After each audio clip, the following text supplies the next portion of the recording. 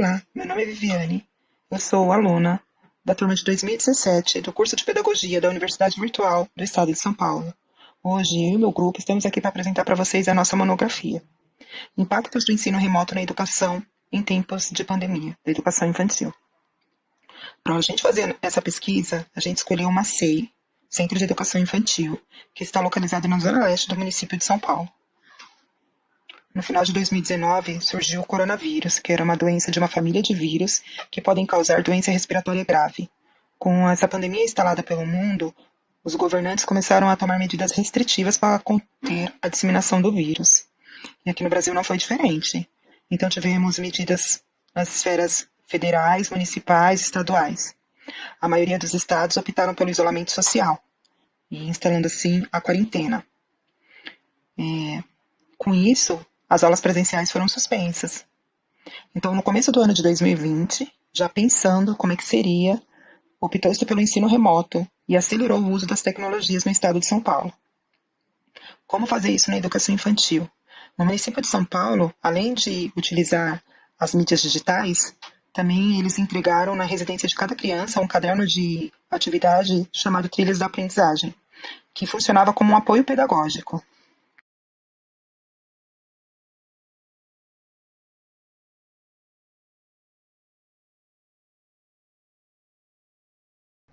A nossa pesquisa, ela se justifica pelo momento crítico que toda a educação no Brasil ainda vive por conta da pandemia do coronavírus.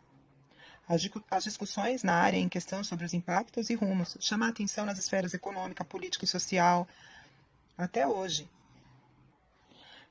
com grande preocupação, pensando em inovar as práticas pedagógicas na educação infantil.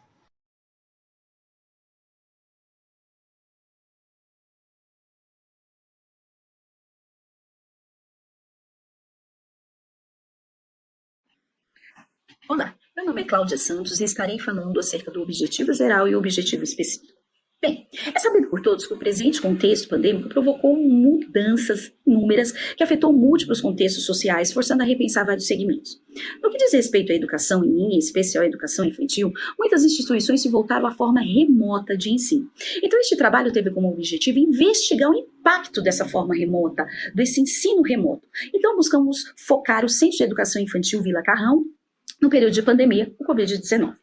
Alguns pontos foram necessários investigar. Primeiro deles, analisar a complexidade do atual momento dentro do ambiente escolar, ou seja, como a pandemia estava afetando a escola. Segundo ponto, identificar as dificuldades encontradas pelos professores, diretores, coordenadores, ou seja, pelos entes educacionais, neste momento de transformação, pois até então as aulas eram presenciais e agora precisavam ser aulas remotas.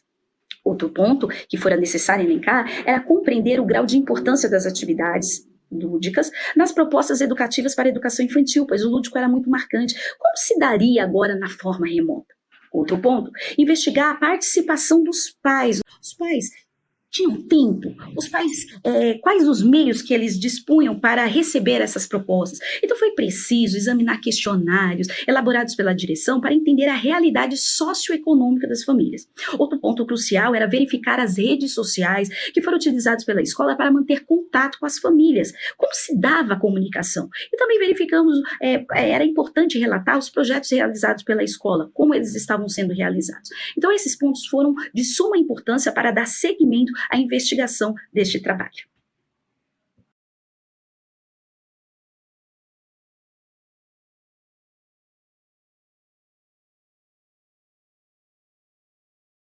Olá, meu nome é Eduardo e eu vou estar explicando sobre a fundamentação teórica. Então, com a propagação de casos de Covid-19, o mundo entra em alerta sobre a descoberta de um vírus letal aos seres humanos e que o jeito mais eficaz até a criação de uma vacina para não propagar esse patógeno é através do distanciamento social. Grande parte das unidades educacionais, do ensino básico até a graduação, tiveram que fechar suas portas e procurar alternativas para atender seus alunos, modificando toda a estrutura das organizações educacionais e o cotidiano de milhões de alunos e seus familiares, trazendo um desafio enorme para educadores e alunos do mundo todo. Para se ter uma ideia, a ONU tem um dado em que diz: a pandemia Covid-19 criou a maior interrupção do sistema de educação em sua história, afetando quase 1,6 bilhões de alunos em mais de 190 países e todos os continentes, O fechamento das escolas e outros espaços de aprendizagem impactaram 94% da população estudantil mundial até 99% em países de média e baixa renda. Esse é um dado de 2020 da ONU. No Brasil, a situação não foi muito diferente, já que no mês de março de 2020, eclodiram novos casos de Covid-19 e políticas de distanciamento social foram tomadas, restringindo o acesso ou até mesmo cancelando as aulas e as práticas pedagógicas que promovessem alguma aglomeração, tendo efeito direto nas instituições educacionais que tiveram de encerrar suas atividades presenciais. E diante dessa inviabilidade das aulas presenciais, conforme explica Chark Zuck, vislumbrou-se o desafio de refletir sobre outros modos de estruturar os processos de ensinar, assim como de aprender em espaços diversos fora do corriqueiro ambiente escolar acadêmico. É importante destacar que no Brasil, o estudo sobre como o ensino poderia se dar fora do ambiente escolar foi impactado por uma política negacionista por parte do Poder Executivo Federal e pelas divergências de práticas em estados e municípios, prejudicando a criação de uma diretriz eficaz e uniforme, onde não somente a educação brasileira, mas o país como um todo se beneficiaria. Sobre isso, Chark Zuck ainda diz: destaca-se que no Brasil, esse movimento de invenção de modos alternativos para sustentar e educar tem acontecido de forma um tanto diversa e controversa, pois, desde o início da pandemia no país, não houve uma posição unânime quanto ao protocolo a seguir, seja por parte dos governos municipais, estaduais ou federal. É importante enfatizar ainda que as diretrizes, ou a falta dessas diretrizes por parte do atual presidente Jair Bolsonaro, bem como sua posição negacionista diante da letalidade do novo vírus, fez que as medidas de distanciamento social se efetivassem do modo errante e não coordenado. Então, diante desse cenário animador, onde além de lidar com uma crise sanitária sem precedentes na nossa história e ter de pensar em como minimizar os impactos da parada do ensino na vida dos milhões de alunos, os educadores tiveram de lidar com um cenário político extremamente conturbado. Então, na maioria dos estados, os municípios do país adotaram como estratégia o ensino remoto, através das tecnologias de informação e comunicação, que é um meio facilitador nesse momento para promover a educação e minimizar os danos causados pelo afastamento dos alunos da sala de aula durante tanto tempo. Então, muitos educadores e alunos tiveram de migrar inesperadamente para o ensino remoto, sem tempo de adaptação, enfrentando inúmeras dificuldades, como falta de equipamento, nenhuma formação orientadora para esta nova prática por parte dos professores, já que muitos não sabiam nem usar as plataformas digitais necessárias para passar esses conteúdos ou preparar os conteúdos audiovisuais em programas complexos, que não fazem parte da rotina do ensino presencial, e também se ambientar em uma rotina em que, ao mesmo tempo que cuida dos afazeres domésticos da casa, o professor se vê como professor em tempo integral. Souza diz em um artigo, abre aspas, destarte, professoras e professores passaram a realizar suas tarefas de forma inesperada por meio de aparatos tecnológicos e plataformas digitais sem terem sido formados ou recebido condições materiais e prescrições mínimas para isso. Essa exigência obrigou essas e esses profissionais abruptamente a se adaptarem ao novo formato de ensino e ao ambiente virtual de trabalho, tendo que improvisar o próprio espaço doméstico e dividir simultaneamente a sua atenção entre as atividades profissionais e familiares. No município de São Paulo, a Secretaria Municipal de Educação estabeleceu critérios por meio de portaria para organizar e assegurar a aprendizagem de estudantes da rede durante o período da pandemia, onde o ensino remoto emergencial ele foi adotado, para atenuar os impactos negativos que esses alunos teriam em sua aprendizagem, caso eles ficassem longos períodos totalmente sem aula. Vale a pena ressaltar que essa modalidade de ensino é diferente da educação à distância, uma vez que seu caráter é emergencial devido à pandemia.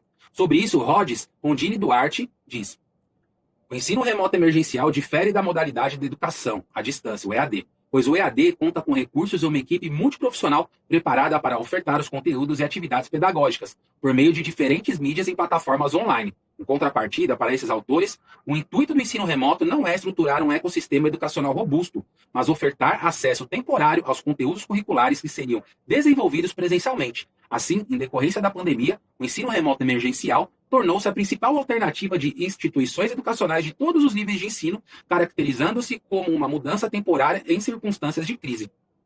Dessa forma, a Prefeitura de São Paulo também contemplou a educação infantil e ensino remoto, respeitando e obedecendo à Lei de Diretrizes e Bases da Educação, LDB, que considera a educação como direito de todos, um dos princípios em seu artigo 3º, inciso 1, no qual afirma que o ensino será ministrado sob o princípio de garantir igualdade de condições de acesso e permanência na escola.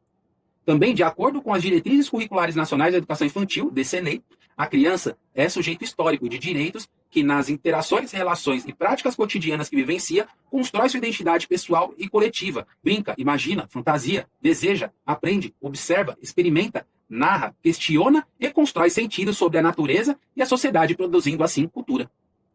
Muito tem se falado sobre os impactos do ensino remoto na educação como um todo, mas pouco se sabe sobre a realidade do ensino na educação infantil em tempos de pandemia, uma vez que tal etapa de ensino registra em documentação que o espaço é fundamental para que a criança possa se desenvolver. Conforme o DCNE de 2010 diz, primeira etapa da educação básica oferecida em creches e pré-escolas, as quais se caracterizam como espaços institucionais não domésticos que constituem estabelecimentos educacionais públicos ou privados que educam e cuidam de crianças de 0 a 5 anos de idade no período diurno, em jornada integral ou parcial, regulados e supervisionados por órgão competente do sistema de ensino e submetidos a controle social. Então, entender o momento vivido e investigar os impactos que o ensino remoto tem na educação infantil é de suma importância para compreender os embates que esta nova forma de educação tem na vida das crianças. E qual é o papel dos educadores e famílias nesse ciclo? É importante refletir sobre quais são as dificuldades no processo de ensino-aprendizagem e considerar o que é ou não salutar e levar adiante em uma educação pós-pandêmica, mesmo tendo em conta que este contexto não teve o seu fim. Cabe aos professores também usarem a criatividade para driblar as dificuldades e proporcionar uma aprendizagem significativa. É necessário pensar na prática pedagógica para elaborar propostas possíveis de serem aplicadas pelos pais e interessantes para as crianças pequenas, onde a ludicidade consiga promover a resolução destas demandas. É através do ato de brincar que a criança desenvolve atenção, memória, imitação e imaginação. Também forma conceitos, seleciona ideias e percebe diferenças. É no brincar que ela desenvolve habilidades psicomotoras, sociais, físicas, afetivas, cognitivas e emocionais, assim como diz Barros. O brincar, atividade essencial para o desenvolvimento infantil, não pode ser visto somente com fins didáticos para a alfabetização. Tem que ser percebido como uma atividade essencial e potencializadora do desenvolvimento e que proporciona à criança, durante seu processo, a capacidade de ler o mundo adulto, opinando e criticando. Diante de todo este cenário, vale salientar que mudar uma organização, como foi feito na pandemia do coronavírus, sem dúvida é muito difícil.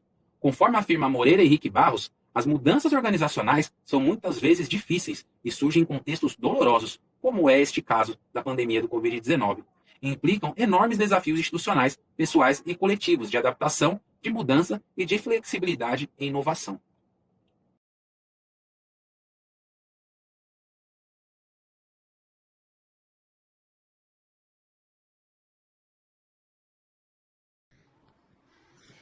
E nesse trabalho, foi realizada uma pesquisa qualitativa, entendendo que analisar os impactos que o ensino remoto tem dentro da proposta de ensino da educação infantil seja complexo, e uma análise qualitativa é o método mais apropriado para corroborar. E no dia 3 de março de 2021, de forma online, foi o nosso primeiro contato com a coordenadora pedagógica do Centro de Educação Infantil da Zona Leste de São Paulo. E ela recebeu a gente bem entusiasmada e relatou que esse período foi desafiador, pois o grupo tinha muitos questionamentos. Como seria o trabalho a partir de agora? Como ficariam as crianças e, principalmente, como se daria o processo pedagógico diante dessa nova realidade de incertezas? Inclusive, incertezas sobre vidas das pessoas e da comunidade escolar em geral, pois era uma doença nova, ninguém sabia de nada, não tinha ainda nenhum remédio eficaz contra essa doença, e a gente só sabia que tinha que fazer o isolamento social. O Estado de São Paulo ele optou pelo isolamento social, suspendeu as aulas presenciais. Então, como é que seria agora trabalhar a educação infantil de modo remoto? Mesmo com os cadernos trilhas da aprendizagem enviado, coube aos professores, através das plataformas virtuais como Facebook, WhatsApp e o Classroom, enviarem outras atividades entre brincadeiras, jogos, leituras e todos os informes administrativos que fossem necessários. Eles acolheram a família, eles tinham essa comunicação, essa interação para continuar o desenvolvimento das crianças. O Classroom, ele era a plataforma que veio da Secretaria Municipal da Educação, que era para usar, para as famílias utilizarem. E aí, como a SEI percebeu que muita gente não acessava, começou a interagir com as famílias através do Facebook, Messenger, WhatsApp. E aí eles fizeram um questionário, que mandaram um link de um questionário para as famílias, pelo meio de qual meio melhor para ela interagir com a SEI. E a maioria das famílias respondeu que era pelo WhatsApp. Então, pelo celular da SEI, eles fizeram uma linha de transmissão entre a escola e a família, para estar tendo contato e enviar as atividades.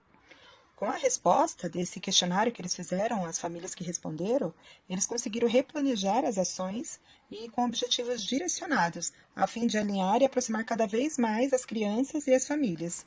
Nesse período de distanciamento, que as famílias se disponibilizaram, eles tiraram um momento para acessar a criança, com a criança e fazer as atividades.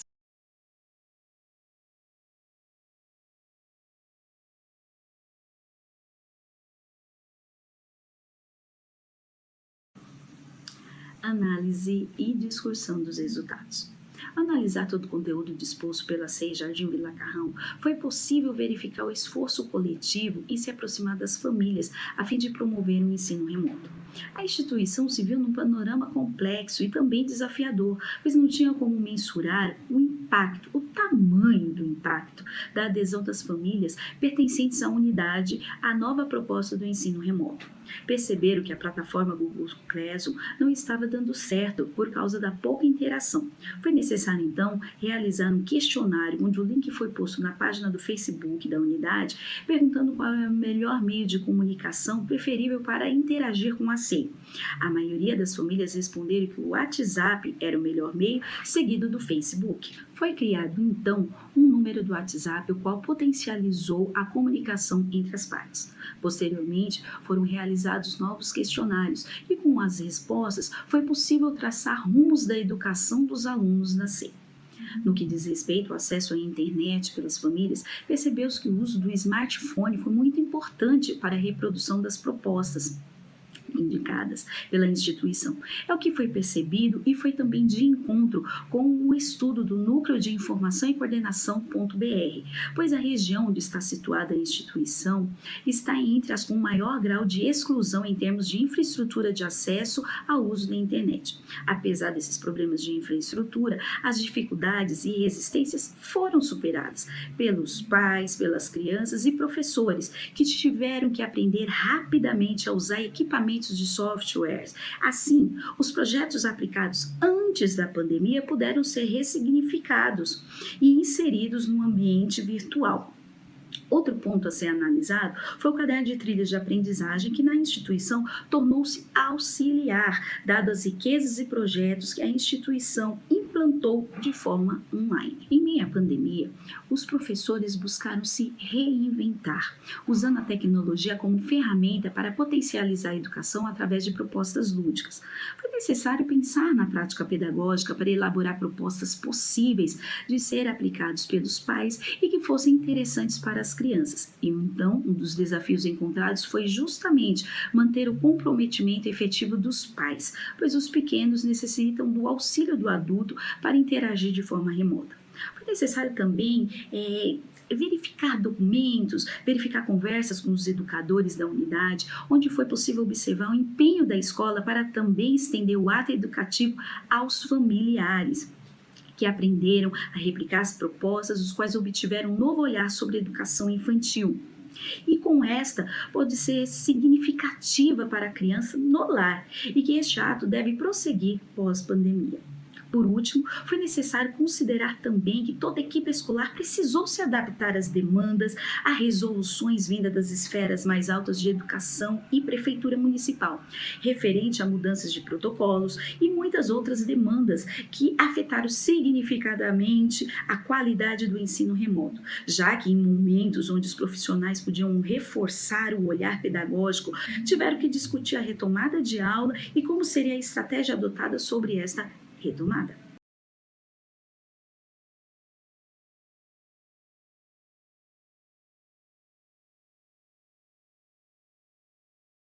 Sobre as considerações finais, este trabalho propôs analisar e tecer algumas considerações sobre o planejamento da gestão escolar e as aplicações das práticas pedagógicas de humanidade educacional em momento de extrema complexidade e agitação político-social causado pelo surto global do coronavírus.